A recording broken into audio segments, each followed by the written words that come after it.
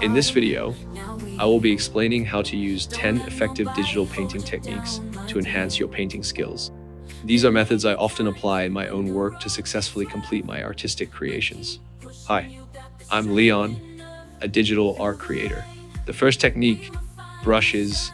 Master the use of brush hardness for different textures, as each material should be painted with a brush of appropriate hardness. For example, when painting softer materials like hair or fabric, a medium to soft brush can be used for optimal results, as a too hard brush will not convey the soft texture effectively, and vice versa. It's challenging to represent harder materials such as metal or stone with a soft brush.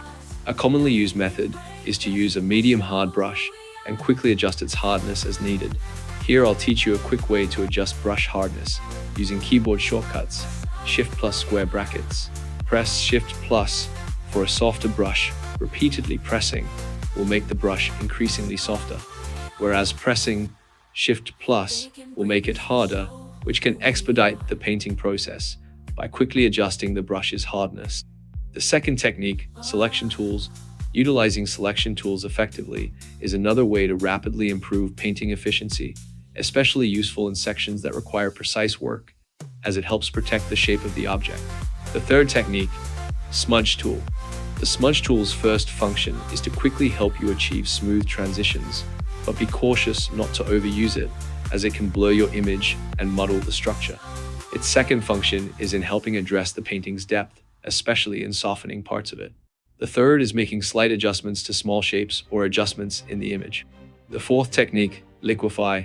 The liquefy tool's greatest use lies in its ability to adjust the shape location or perspective within a painting, significantly saving time that would otherwise be spent manually adjusting with a brush. The fifth technique, lock transparent pixels. When coloring or making adjustments to a particular layer without affecting others, the lock transparent pixel option is valuable as it protects the current layer's shape from overflowing, affecting only the solid parts of that layer. The sixth technique, texture brushes. Using texture brushes appropriately can add a sense of realism and refine the details of your painting. They should be used to embellish, and only in areas that require emphasized texture, not over large areas of the painting. The seventh technique, layer modes. Utilizing preset options within layer modes can bring different effects to your painting, like darkening with multiply, lightening with color dodge, or tinting with overlay.